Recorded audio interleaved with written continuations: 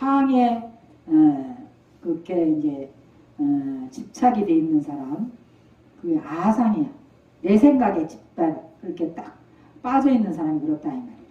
그래서 사람들이 부딪히지 않으려면 바가지를 벗어야 된다고 알려주면 왜 내가 바가지를 벗어야 되느냐? 남의 말은 듣지를 안 해.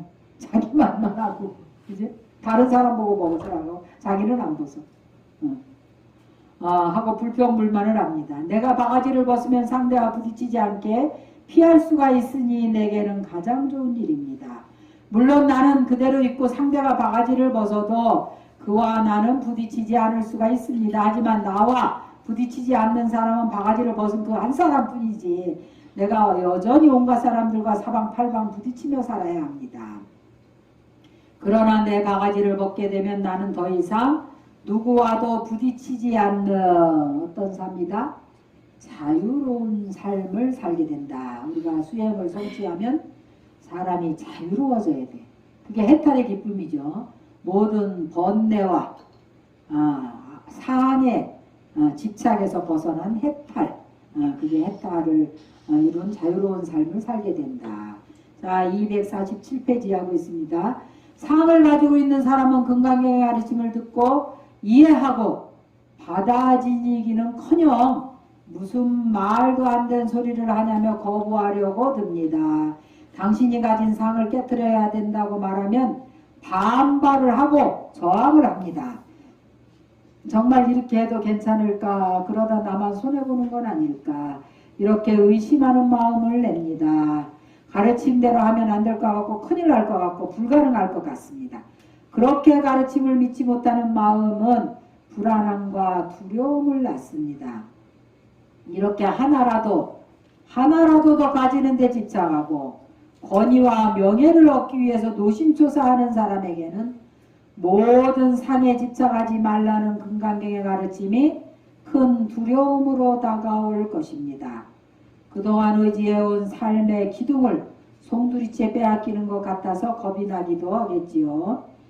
그러니 누군가 금강경의 가르침을 듣고 놀라거나 겁내거나 두려워하지 않고 받아들인다면 그는 세상에서 제일 희유한 사람입니다. 이치로 따져서 이 도리가 옳다고 이해하는 수준만 되어도 그는 이미 도의 길에 들어선 셈입니다. 여러분들이 이해하는 수준이죠? 박수 한번 칠까요? 전부 도에 이미 들어섰네요.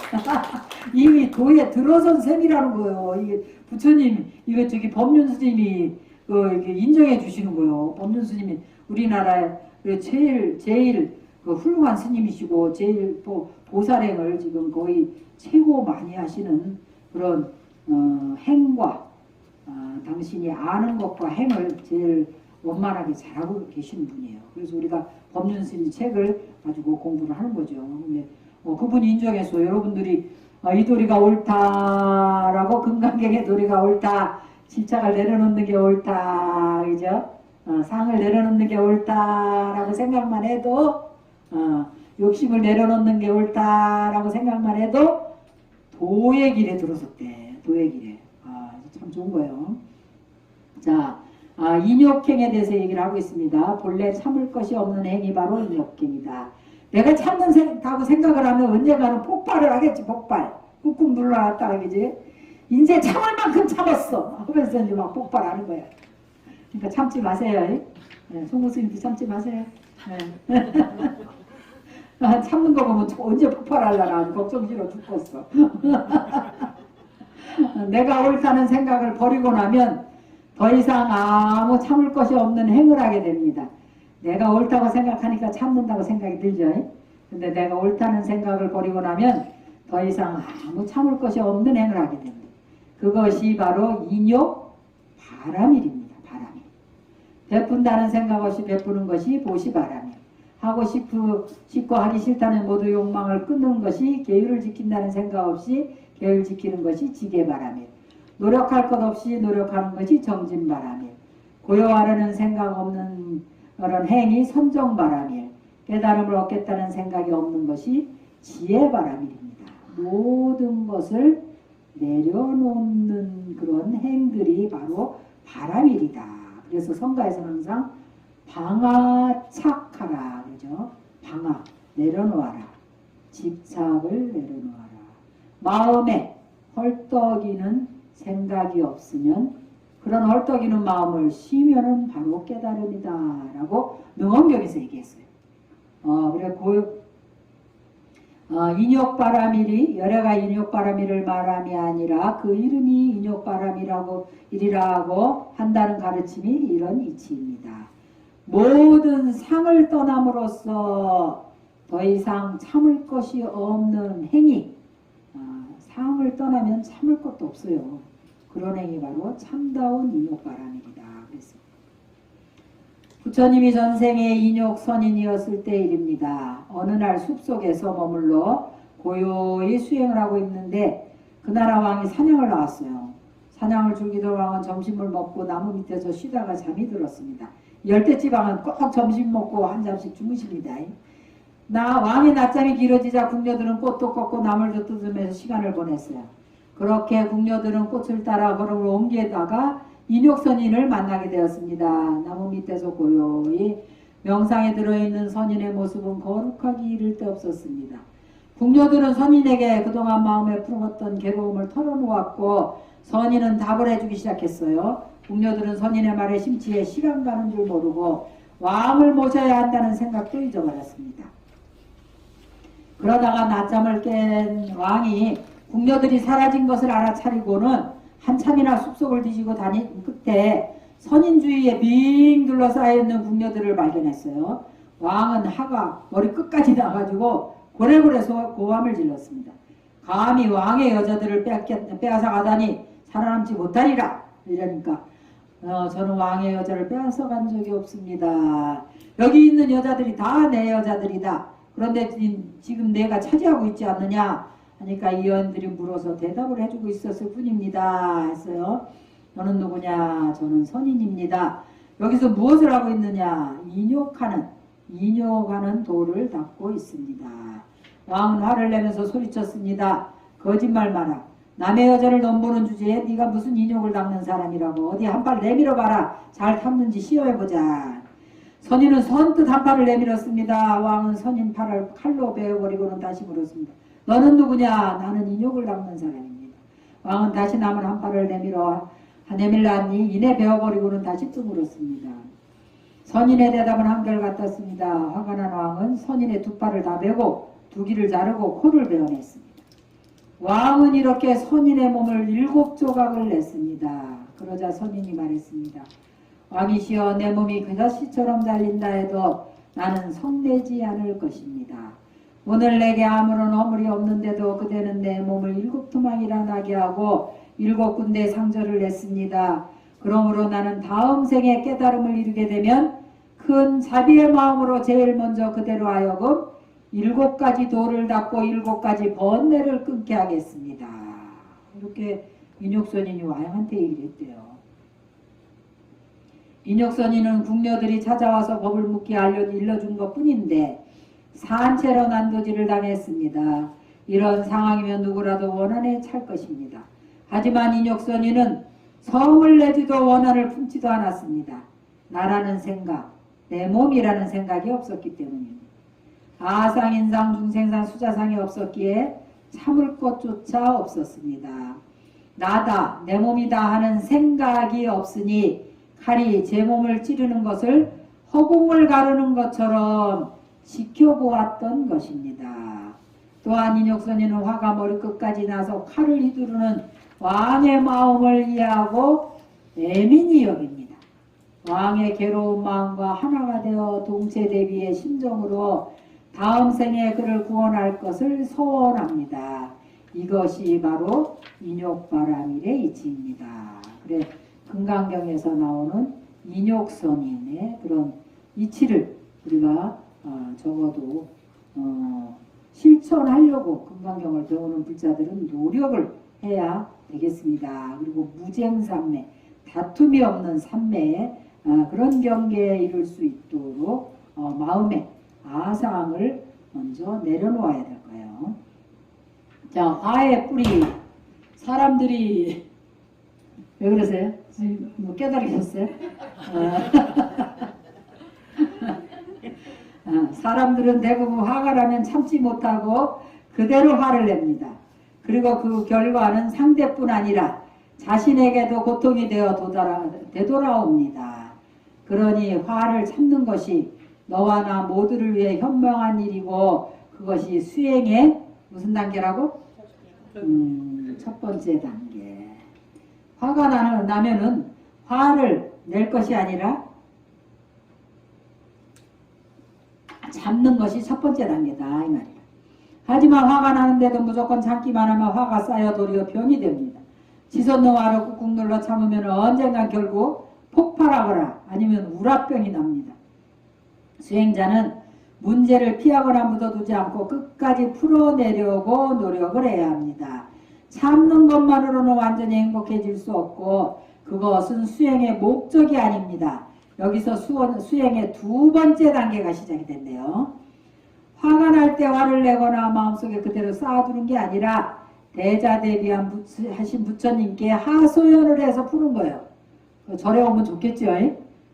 그래서 놀더라도 절마당에 가서 놀아야 된다. 절에 오면 어떻게 돼? 일단 희한하게 이게 그런 절의 모든 기운이 여러분들을 안정시키죠. 안정시키고 편안하게 해줍니다. 그리고 에너지를 방전된 배터리를 충전을 해줘요. 절에 오면은 그 전기차 충전하듯이 충전이 됩니다. 절에 오면. 그러니까 놀더라도 절마다에 가서 놀고 부처님 얼굴을 한 번 더 쳐다보고 부처님 얼굴을 쳐다보면서 저도 부처님과 똑같이 되게 해주십시오.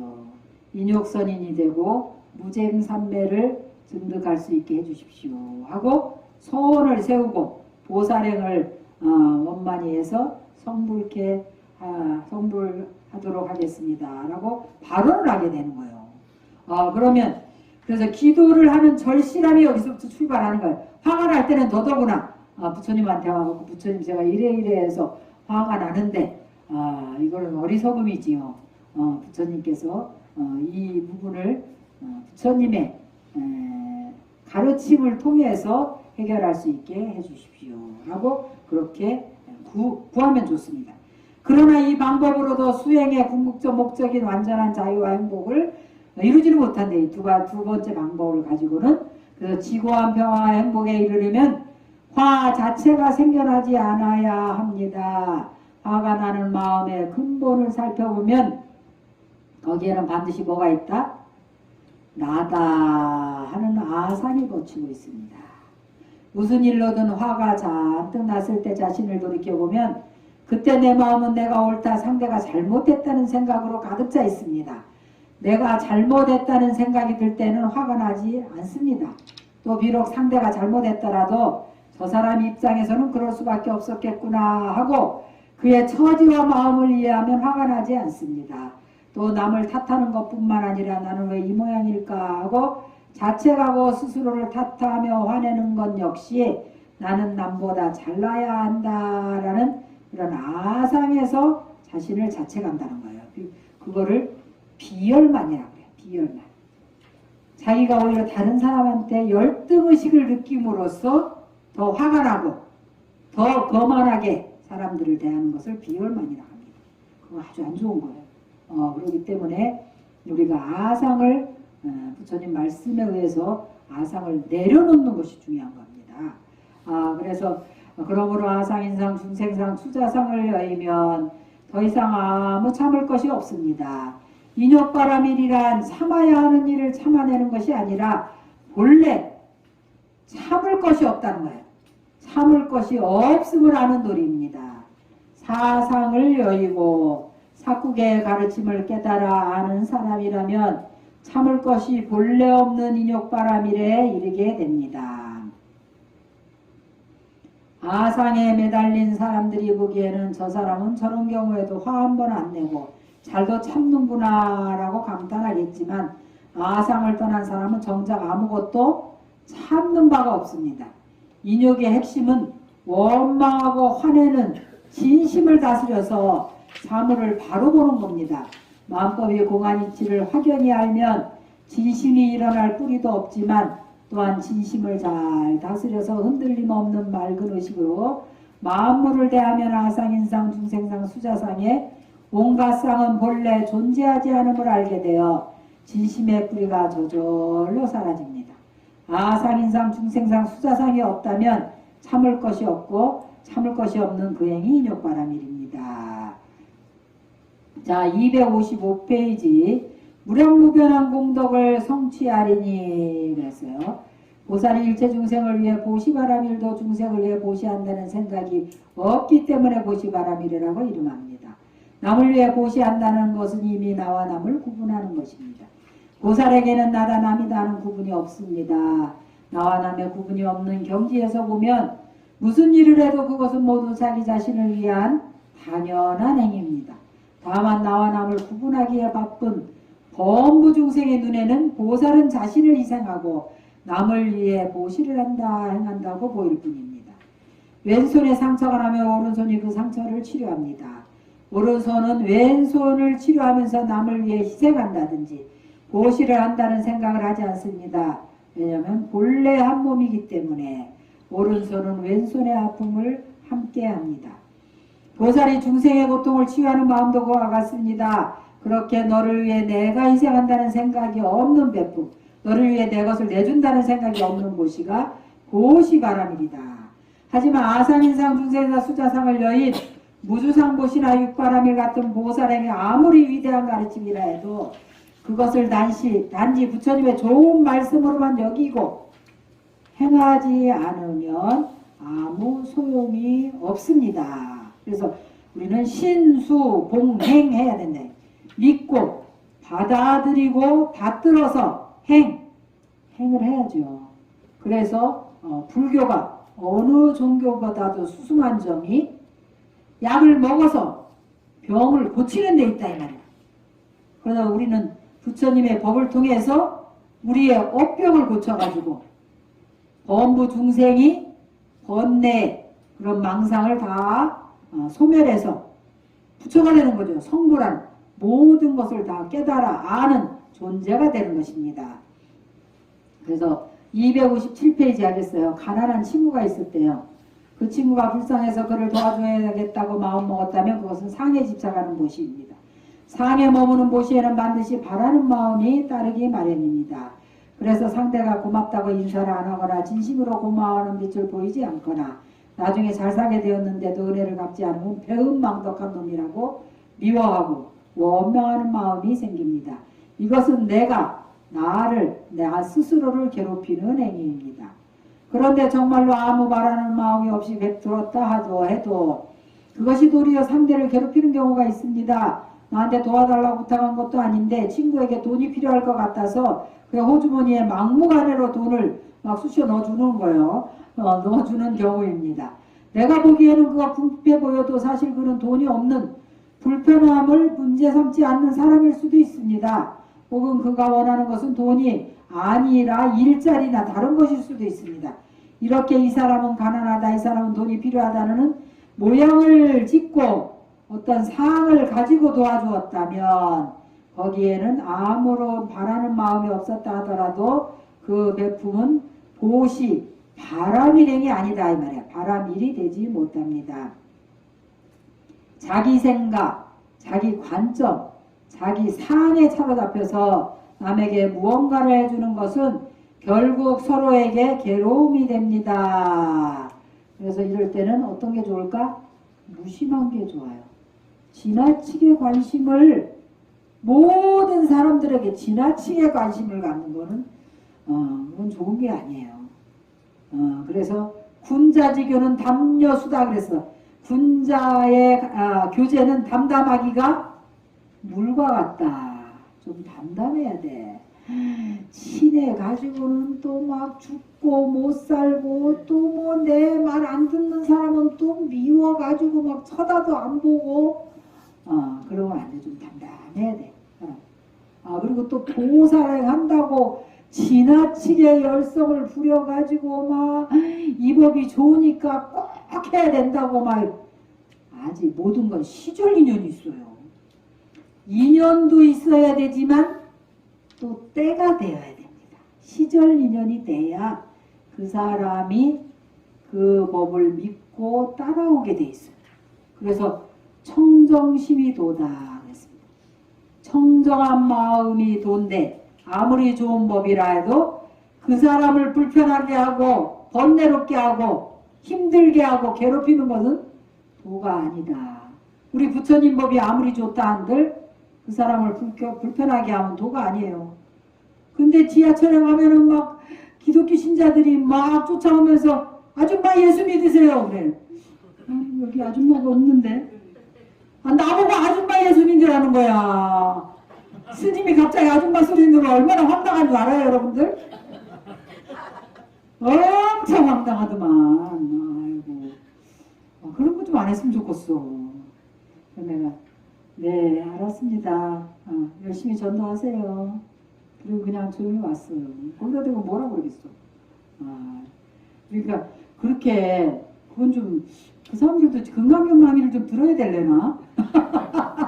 그런 사람들 뭐하라고 금강경망이 좀 한번 해야 될래나 봐. 그러니까 우리 불법도 그런 사람들도 있어. 너무 지나치게 열정이 있어가지고 그러니까 우리가 약간은 거리 유지를 해야 돼. 등잔 밑이 어둡다 그러죠. 너무 관심을 가지고 보면 안 보여. 약간 그래서 우리 그 자녀들이 부모님들 무슨 얘기만 하면은 짜증부터 나는가 봐. 너무 관심이 지나쳐가지고 너무 말씀을 많이 하고 너무 잔소리를 많이 하고 너무 노파심절해가지고 근데 자녀 입장에서는 좀 거리 유지 좀 했으면 좋겠어. 그죠? 거리가 약간 좀 떨어져서 저 아이가 무엇이 필요한가 알게 모르게 좀 표시내지 말고 가장 좋은 건 뭐예요? 알게 모르게 부처님께 기원을 해주고 또 뭐 있을까? 가장 좋은 거 내가 항상 하는 얘기 있잖아요. 자녀들한테 가장 좋은 거는 적선지가 필류여경이라 그랬어. 선옥을 쌓아야 돼. 선행을 해야 돼. 알게 모르게 많은 사람들한테 필요한 곳에 선업을 베풀면 그것이 어디 간다? 자손만대까지 경사가 있다. 반드시 경사가 있다. 그러니까 알게 모르게 선업을 쌓으면 돼. 그래가지고 제가 항상 하는 얘기가 길에 뭔 일이 있을 때 뭐 어디 가서 뭘 살 일이 있으면 얼른 요구르트라도 사갖고 나눠주고 밥 살 일이 있으면 얼른 밥 사고 애 보고 뭐 지나치게 관심 가지고 막 공부하러 하지 말고 차라리 모르는 사람한테 밥을 한 그릇 더 사주는 게 그게 더 도움이 될 수도 있어요. 적선지가 필류여경이라. 그래서 자기 생각, 자기 관점, 자기 상에 사로잡혀서 남에게 무언가를 해주는 것은 결국 서로에게 괴로움이 됩니다. 상대가 필요하니 달라고 하는 것은 주지 않아서 문제가 생기고 상대가 필요 없다고 거절하는 것을 주려고 해서 문제가 됩니다. 이것이 자기를 중심에 놓고 중생을 구제하려는 그런 지나쳐 과여 불급이면 안 된다면 지나침에서 오는 어리석음입니다. 이런 식의 보시는 중생을 이롭게 하지 못합니다. 그래서 바람이를 하는데도 반드시 지혜가 필요하다. 지혜가 열리려면 어떻게 해야 되겠어요? 정진을 해야 되겠죠. 정진을 해서 선정의 힘을 등력을 해야 지혜가 열립니다. 그래서 뭐 보살행은 아무나 하는 게 아니라 그렇기 때문에 여러분들이 보살행을 하겠다는 원력을 세우고 정진을 해야 되는 거예요. 보살은 어떤 상도 짓지 않고 중생의 요구에 수순합니다. 수순하는 게 가장 보살의 좋은 근본적인 덕목이다. 자기 생각과 요구대로 중생을 이끄는 게 아니라 중생의 처지와 요구에 따라서 그에게 필요한 이로움으로 제도합니다. 그래서 중생은 보살에게 비쳤다는 생각이 없습니다. 이것이 보시 바라밀입니다. 하지만 중생은 매사를 자기식으로 자기 입장에서 바라봅니다. 이렇게 세상 사람 각자가 자기 관점을 고집하다 보니 갈등이 생기고 싸움이 일어날 수밖에 없습니다. 내 집착과 내 생각에 갇힌 채로 세상을 보고 있었음을 깨우쳐야 합니다. 그래야 그 사람이 그럴 수도 있었겠구나 라는 이해와 참의 마음이 일어납니다. 내가 옳다는 상을 내려놓으면 상대의 생각과 입장이 눈에 들어오고 상대의 생각과 입장을 이해하게 되면 그것이 바로 상에서 벗어나는 길입니다. 그래서 우리가 보살행을 하는데 보리심을 길러야 되는 거예요. 보리심을 기르는데 보리심을 기르는 그런 중요한 방법 중에 한 가지는 자타 교환법이에요. 자기와 타인의 입장을 바꾸어서 생각해 보는 법. 그것을 자타 교환법이라 합니다. 그래서 우리가 항상 중생들을 바라볼 때 입장을 바꿔놓고 생각을 할 줄 아는 그것도 이제 방법이니까 수행을 해야 되겠죠. 딱 수행을 해보는 것도 아주 중요한 수행법 중에 하나입니다. 그래서 내가 옳다는 상을 내려놓고 상대방의 입장을 이해하면 나에게 내 입장이 있듯이 상대에게는 상대의 입장이 있다는 그 사실만이 유일한 객관입니다.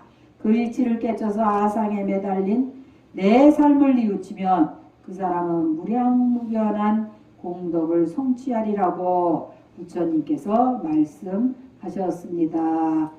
그래서 오늘은 이상정멸분, 굉장히 아주 중요한 이 금강경의 거의 핵심적인 부분 중에 한 부분이에요. 그래서 오늘 이상정멸분을 끝으로 오늘 강의는 마치기로 하겠습니다. 성불하십시오.